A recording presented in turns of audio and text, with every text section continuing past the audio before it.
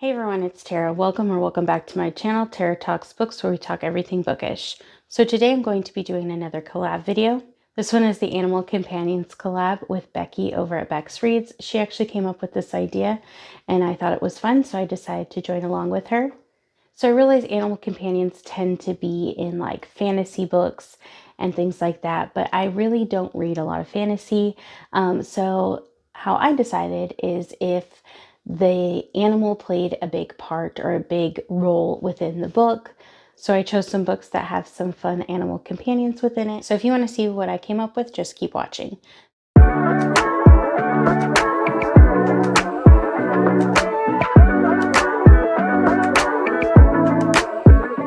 So the first one I ended up choosing is Elatsoe by Darcie Little Badger. So I believe this is either YA or middle grade.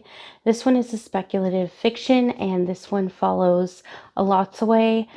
Something happens to her cousin, and she tries to figure out what happened because it's like ruled as an accident, but I believe it's like his ghost comes to her, and she realizes maybe it wasn't an accident. So this is actually like magical realism. It is set in America, but there is magic. And so she has an animal companion, and that one is Kirby, and Kirby is a ghost dog. Kirby used to be alive, but he passed away. And it's like her family dog that passed away, but she can still see him because she has like this gift where she can see ghosts. So she gets to see Kirby even in the afterlife. So I thought that was a really cute aspect of this book, and I really enjoyed this one. So this obviously follows Elatsoe as she tries to figure out what has happened to her cousin, and it goes from there. And of course, Kirby helps and tags along the way. The next one is Right Where I Want You by Jessica Hawkins. So this one is a hate to love workplace romance, and this one follows Georgiana and Sebastian. And so Georgiana has a dog, and her dog is a really important aspect of this book. There's like a couple scenes that the dog is in. One, I believe the dog ends up getting sick and she has to bring him to like work. And then there's another scene that's also a big part of the book.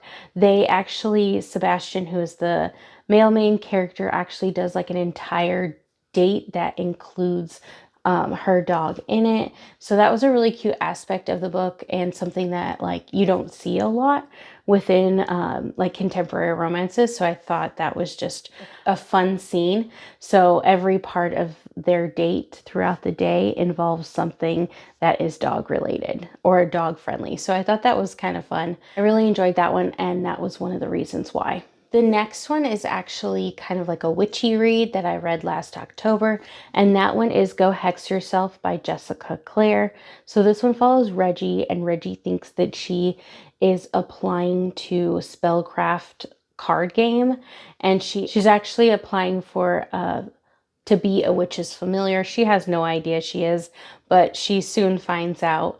And so her employer is kind of older, and she just kind of thinks that she's eccentric, but she does have a nephew who like stops in and like, you know, comes in and checks on her, and that is Ben, and Ben is the male main character.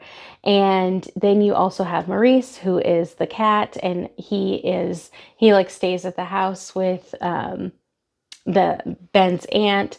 And so there's like this whole ambiance of like, it's like an old big house and it's very witchy. And then you of course have the black cat, and obviously they're witches, so there's magic. So I really thought this one was fun. Something ends up happening with the aunt, and so Ben and Reggie have to work together to figure out what happens. And so at first they don't like each other, and then of course things change. And then of course he kind of finds out some fun things along the way about Maurice, who is the cat. And so I thought that was a fun aspect of it, and he is in quite a few scenes of the book. So another one that I read pretty recently, and it was a novella. That one is Get Thee Off My Lawn by Daria Vernon. So this one is about April Nightingale, and she just wants what is best for like her swans, Gerald and Daphne. But Gerald keeps on running away and going to like her neighbor's pond. One day when she goes to like bring Gerald back, she gets into a predicament, and her rescuer is of course her handsome neighbor, and it kind of goes from there. So it is obviously a love story, and it's a novella, so it's short, but it's pretty funny because Gerald is a big part of the book. The Swans in general are a big part of the book. It's kind of like it's how they meet, and then it's kind of like at the end how they get back together. So I thought that was really fun. And Gerald is definitely April's animal companion. So another one that I want to mention that is an animal that's a big part of like a romance, a historical romance, and that one is The Viscount Who Loved Me by Julia Quinn. So Newton is a big part of the book, and there are a few scenes that he's in. So Newton is Kate's dog, and he gets up and he gets into some hijinks, and some fun things occur with him and Anthony. And so this one is a hate to love historical romance. And so she really doesn't like Anthony in the beginning, but Newton does. And so she's like really frustrated that her dog likes him. So I thought that's funny, a funny aspect. So the next one I thought of was Clean Sweep by Ilona Andrews. So I think this one is kind of like fantasy paranormal-esque. And so this one follows Dina, and Dina is lives in like a small Texas town, and she runs a bed and breakfast. But the bed and breakfast is kind of different. So it is like a stopping place for otherworldly creatures. And so something ends up happening in this small Texas town. Animals are like dying. So like the residents' pets are like coming up dead, and she's not sure what is happening, but she knows it is like supernatural. And so she actually thinks that it is the werewolf in the town. She knows he's a werewolf, nobody else does. And so she confronts him, and it ends up not being him. And so they kind of have to work together to figure out what is, basically killing the town's pets, because again it's starting to attack the town's residents as well now. So she's kind of got to figure this out. So her house is sentient, and it kind of like has a mind of its own.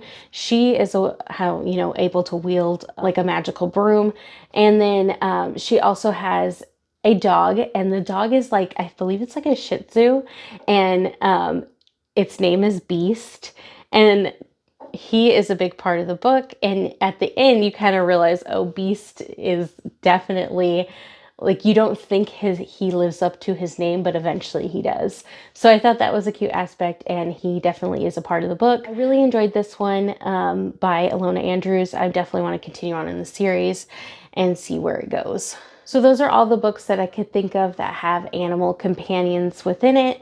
Let me know what books you've read that maybe have some animal companions in the comments below. Like and subscribe if you'd like to.